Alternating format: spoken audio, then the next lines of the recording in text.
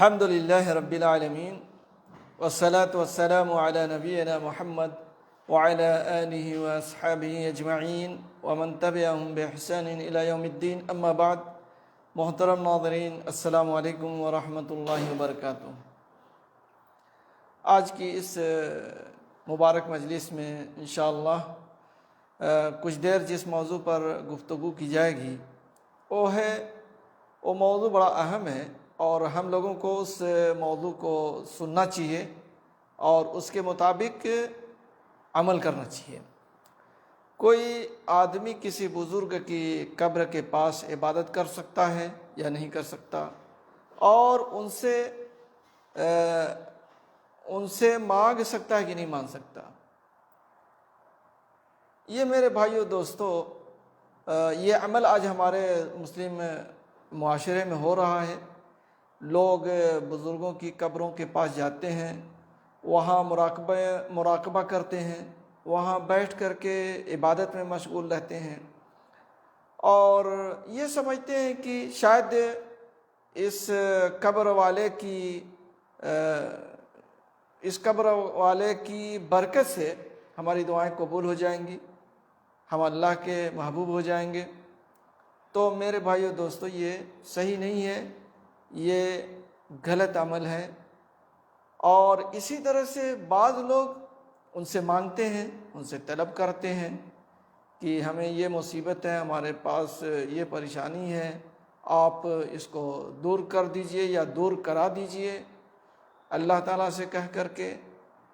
تو میرے بھائیو دوستو، یہ بھی ایک بہت بڑا گناہ ہے، یہ ایک سنگین جرم ہے کہ اس طرح کا عمل ایک مسلمان کرے۔ یہ شرک ہے کہ آپ اللہ کے علاوہ کسی غیر کو پکاریں اور ان سے مدد مانگیں اور ان کے پاس جائیں، ان کے پاس بیٹھ کر کے عبادت کریں، نماز پڑھیں۔ بعض لوگوں کو دیکھا جاتا ہے کہ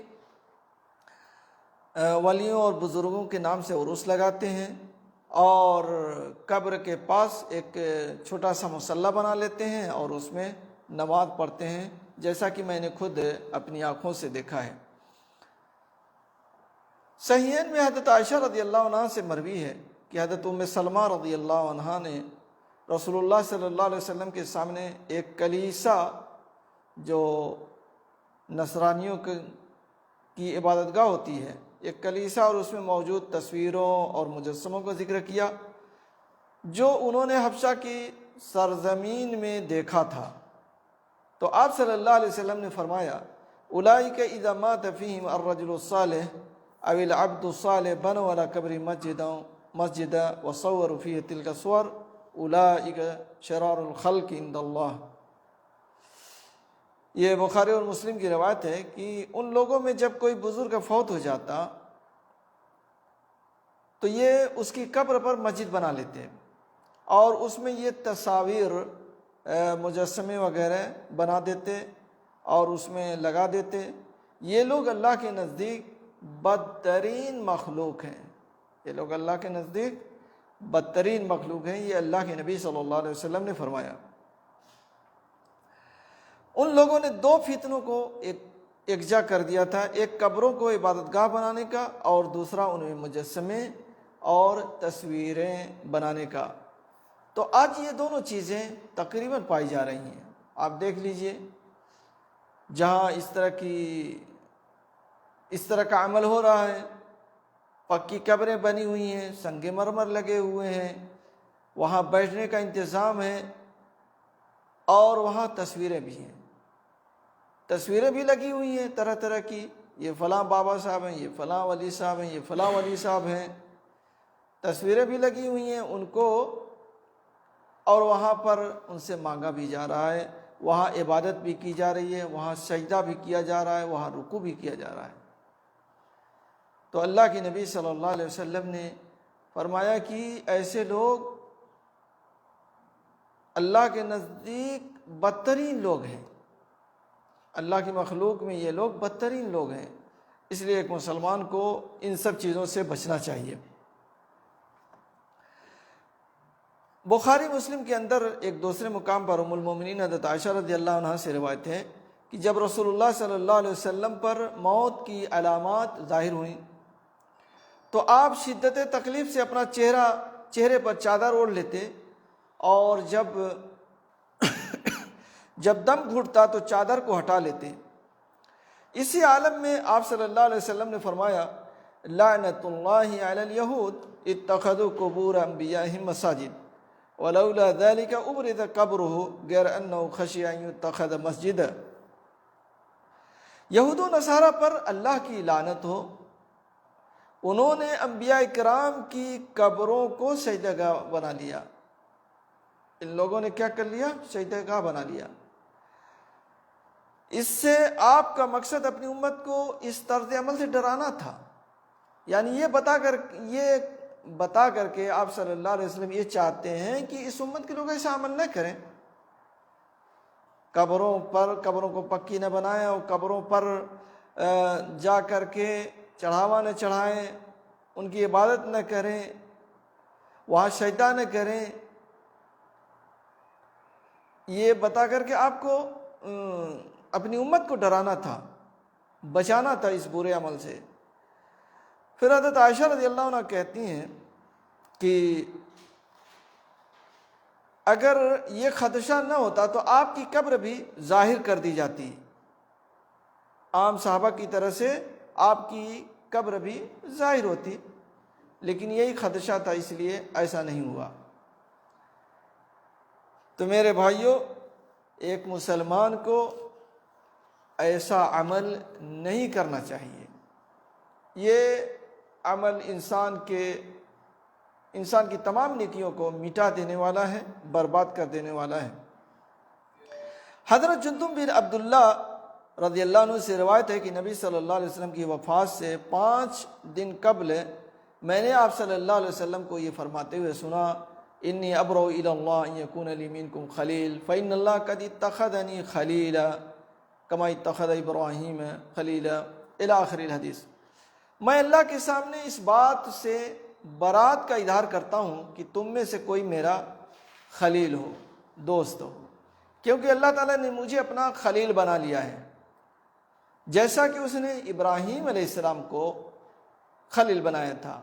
اور اگر میں اپنی امت میں سے کسی کو خلیل بنانا چاہتا یا خلیل بناتا تو ابو بکر رضی اللہ عنہ کو بناتا۔ خبردار، تم سے پہلے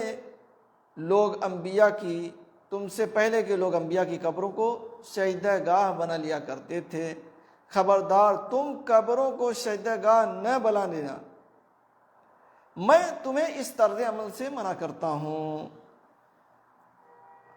وَإِنَّ مَنْ كَانَ قَبْلَكُمْ كَانُوا يَتَّخِذُونَ قُبُورَ أَنْبِيَائِهِمْ مَسَاجِدَ أَلَا فَلَا تَتَّخِذُوا الْقُبُورَ مَسَاجِدَ فَأَنِّي أَنْهَاكُمْ عَنْ ذَلِكَ۔ یہ صحیح مسلم کی روایت ہے، فَإِنِّي أَنْهَاكُمْ عَنْ ذَلِكَ، میں تم کو اس عمل سے منع کرتا ہوں، ایسا نہیں کرنا، قبروں کو عبادت کی جگہ نہیں بنانا۔ آج دیکھ لیجئے قبروں پر عبادت ہو رہی ہے کہ نہیں ہو رہی ہے؟ اللہ تعالیٰ سے مانگنا عبادت ہے، اللہ تعالیٰ سے مانگنا عبادت ہے، آج وہاں مانگا جا رہا ہے۔ اسی طرح اللہ کے نبی صلی اللہ علیہ وسلم نے فرمایا ہے اللہم لا تجعل قبری وثنا یعبد لعن اللہ من اتخذ قبور انبیاء مساجد۔ اس حدیث کو شیخ البانی نے صحیح کہا ہے کہ اے اللہ تم میری قبر کو وثن نہ بنانا، بت نہ بنانا جس کی پوجا شروع ہو جائے، عبادت شروع ہو جائے۔ اللہ تعالیٰ کی لعنت ہو ایسی قوم پر جن لوگوں نے اپنے نبیوں کی قبروں کو مسجد بنا لیا، سجدہ گاہ بنا لیا، عبادت کی جگہیں بنا لی۔ یہ اللہ کے نبی صلی اللہ علیہ وسلم فرماتے ہیں، لیکن آج مسلمان ان حدیث کو بالائے طاق رکھ کے وہ تمام عمل کر رہے ہیں جس کا خدشہ تھا، جس کا خوف تھا، جس سے اللہ کے نبی صلی اللہ علیہ وسلم منع کرنا چاہتے رہے۔ اس لیے ایک مسلمان کو قبر پرستی سے دور ہونا چاہیے. قبروں کی زیارت کریں، ان کے لیے مغفرت کی دعا کریں، لیکن ان کی قبروں پر میلہ ٹھلانے لگائیں اور ان سے مانگے نہیں، ان سے مانگے نہیں. اور آج یہ سب چیزیں ہو رہی ہیں. قبروں پر میلے ٹھیلے، طرح طرح کی چیزیں لگ رہی ہیں، اور وہاں پر جانور ذبح کیے جا رہے ہیں، جانور ذبح کیے جا رہے ہیں ان کی رضا کے لیے، ان کی خوشنودی کے لیے، تاکہ لوگوں کی مرادیں پوری ہو جائیں. تو میرے بھائیو دوستو، یہ تو بڑا شرک ہے. یہ تو ایسا شرک ہے کہ انسان کو اسلام سے نکال دے گا. اس کے اعمال سب کی سب بیکار اکارت ہو جائیں گے. اس لیے ہمیں اور آپ کو ڈرنا چاہیے اور صرف اللہ تعالیٰ کی عبادت کرنا چاہیے اور اسی سے مانگنا چاہیے، اور اس کا در چھوڑ کر کے کسی اور کے در پر نہیں جانا چاہیے. ایک دوسری جگہ اللہ کے نبی صلی اللہ علیہ وسلم نے فرمایا ہے، یہ مسند احمد کے اندر ہے اور اس کی بھی سند جید ہے، ان من شرار الناس من تدرکهم الساعة وهم احیاء والذین یتخذون القبور مساجد. سب سے بدترین وہ ہوں گے جن پر قیامت قائم ہوگی، اور وہ بھی سب سے بدتر ہیں جو قبروں کو مساجد کا درجہ دیں، اس کو مساجد کا درجہ دیں، عبادت کا درجہ دیں، سجدہ گاہ بنا لیں. اس لیے میرے بھائیو دوستو، یہ سب حدیثیں ہمارے لیے عبرت اور نصیحت کے لیے کافی ہیں. ہمیں ان حدیثوں پر غور کرنا چاہیے. اور جو لوگ اپنی دکان قبروں سے چلا رہے ہیں اور طرح طرح کے ہیلے پیش کرتے ہیں، دلیلیں پیش کرتے ہیں، ان کی ان باتوں میں نہیں آنا چاہیے. اللہ تعالیٰ سے دعا ہے کہ اللہ تعالیٰ ہم تمام لوگوں کو توحید سمجھنے اور اس پر صحیح ڈھنگ سے عمل کی توفیق عطا فرمائے. آمین.